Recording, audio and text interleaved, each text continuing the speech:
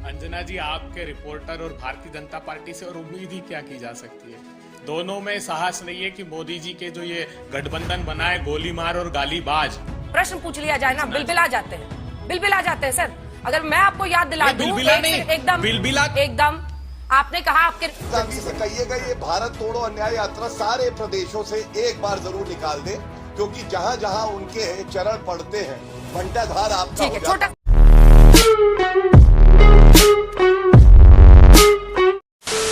नमस्कार दोस्तों, स्वागत है आपका एक और नए डिबेट वीडियो पर। According to this debate, Samajwadi और कांग्रेस के बीच में सीटों का बंटवारा होने में मुश्किलें हो रही हैं और बात बिगड़ रही है।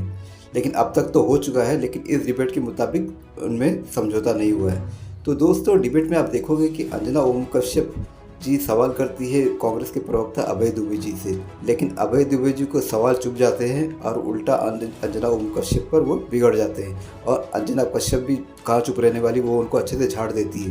दोस्तों, डिबेट छोटी सी है, आपको देखने में पूरा आनंद आएगा।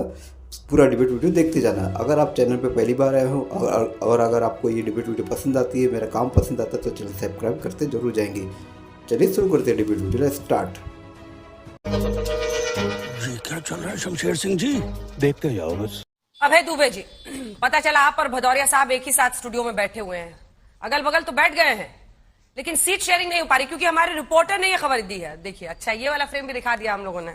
दोनों साथ ही बैठे हैं, साथ तो बैठे हैं, लेकिन दुबे जी बात नहीं बन पा रही है। ये खबर है, हमारे रिपोर्टर ने आज खबर दी है कि बात खत्म और गठबंधन हजम। सही है अंजना जी, आपके रिपोर्टर और भारतीय जनता पार्टी से और उम्मीद ही क्या की जा सकती है। दोनों में साहस नहीं है कि मोदी जी के जो ये गठबंधन बना है, गोली मार और गालीबाज, उनके खिलाफ बोल पाए। महाराष्ट्र में देखिए, गोली मारने पर आमादा है विधायक, और क्या क्या विधायक ने महिमा मंडन किया है महाराष्ट्र के मुख्यमंत्री का, वो सुन लीजिएगा। इनके जो साथ के दल हैं, वो जेडीयू को किस प्रकार रोज आपकी डिबेट में गालियां बक रहे हैं, ये हम सब लोगों ने सार्वजनिक रूप से देखा। आपने एक सेकंड, क्योंकि आपने रिपोर्टर के साहस को ललकारा है, तो आपको थोड़ा सा एक जवाब उस पर जरूर मिल जाना चाहिए। आपको पता है समाजवादी पार्टी एक के बाद एक अपनी लिस्ट निकाल रही है उम्मीदवारों की, और आप लोग पीछे रह रहे हैं इसमें। इस बात का एहसास है आप लोगों को, कितने दिन गिने हैं, लेकिन बीजेपी ने गिने हुए होंगे कि उनको कितने दिन में चुनाव के लिए मैदान में मतदाता उतरेगा। सवाल यह है कि आप लोगों से एक प्रश्न पूछ लिया जाए ना, बिलबिला जाते हैं, बिलबिला जाते हैं सर। अगर मैं आपको याद दिला दूं, एकदम आपने कहा आपके रिपोर्टर में इतनी साहस नहीं है कि वो ये दिखाए। जब नीतीश कुमार पलटे थे तो उन पर मैंने कम से कम घंटों घंटों बहस की होगी। एक दिन तो ऐसा भी था कि उनके पलटने की कहानी और कथा मैंने 8 घंटे सुनाई थी। नहीं, अब आप बोल गए, अब आप सुनिए।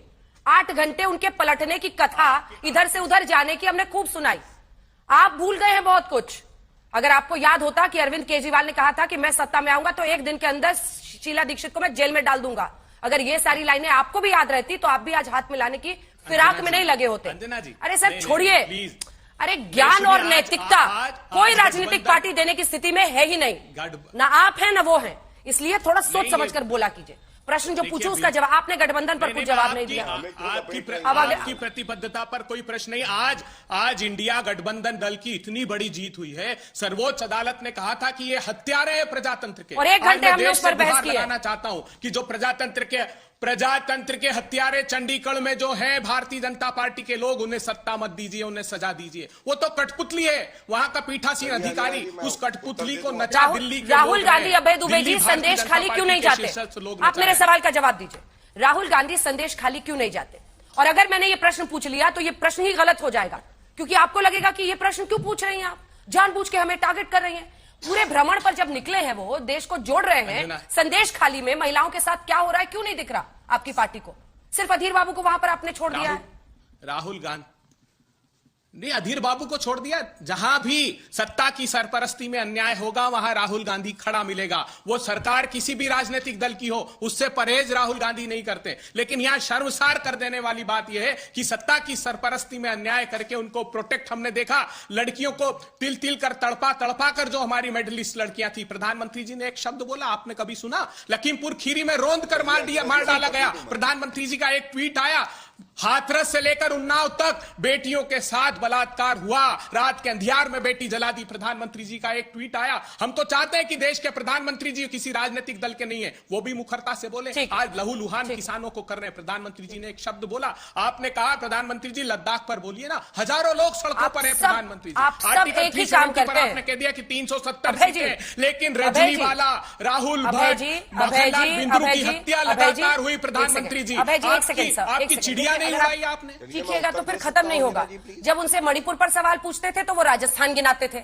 आपसे आज संदेश खाली पर सवाल पूछ रहे हैं तो आप पहलवान बेटियों की याद दिला रहे हैं। यही प्रॉब्लम है, सब एक ही हैं, सबका यही काम है। आप लोग महिलाओं के खिलाफ अपराध को भी राजनीतिक चश्मे से देखते हैं और ज्ञान और नैतिकता की जब बात करते हैं ना, इसीलिए कहती हूं कि सोच समझकर बोला कीजिए सामने वाले पर।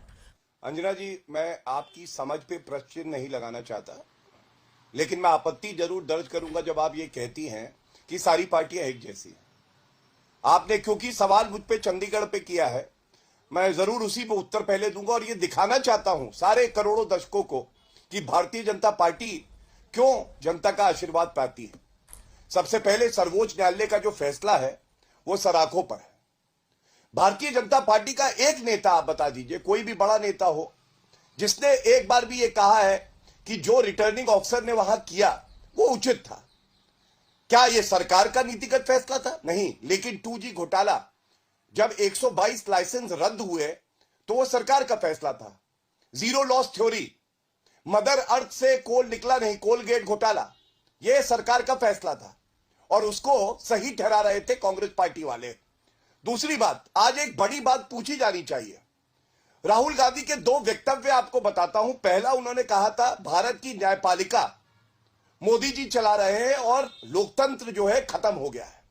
और दूसरा, उन्होंने कहा था न्यायपालिका जो है राज्य की आवाज नष्ट करने का उपकरण है, यह संसद के पटल पे कहा था। अंजना जी, हमने तो यह फैसला स्वीकार करा।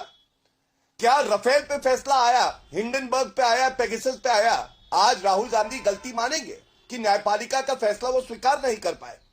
क्या एक बार यहां पे अभय दुबे माफी मांगेंगे कि राहुल गांधी का यह कहना कि लोकतंत्र खत्म हो गया है और भारत की जो न्यायपालिका है उसको मोदी जी चला रहे हैं, यह गलत था, यह अपरिपक्व था, नहीं कहना चाहिए था। आज बड़ा सवाल यही है कि जो लोग उंगली उठाते थे न्यायपालिका पे, उनके गाल पे यह करारा थप्पड़ है कि मोदी जी के नेतृत्व में जितनी संवैधानिक संस्थाएं हैं ये मजबूत हुई हैं, निष्पक्ष काम कर रही हैं और इन्हें किसी दबाव में काम करने की कोई जरूरत नहीं है।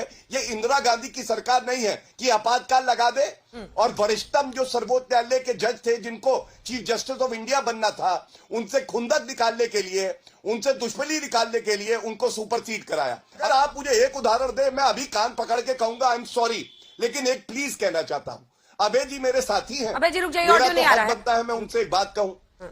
अभय जी प्लीज, हाँ अभय जी प्लीज एक काम करिएगा, राहुल गांधी से कहिएगा ये भारत तोड़ो अन्याय यात्रा सारे प्रदेशों से एक बार जरूर निकाल दे, क्योंकि जहां जहां उनके चरण पड़ते हैं बंटाधार आपका हो जाता है। जवाब और नेहरू जी कह गए इंदिरा से ऐसा पोता आएगा, कैंपेनिंग करेगा कांग्रेस की, भाजपा को जितवाएगा। ये हाल है आज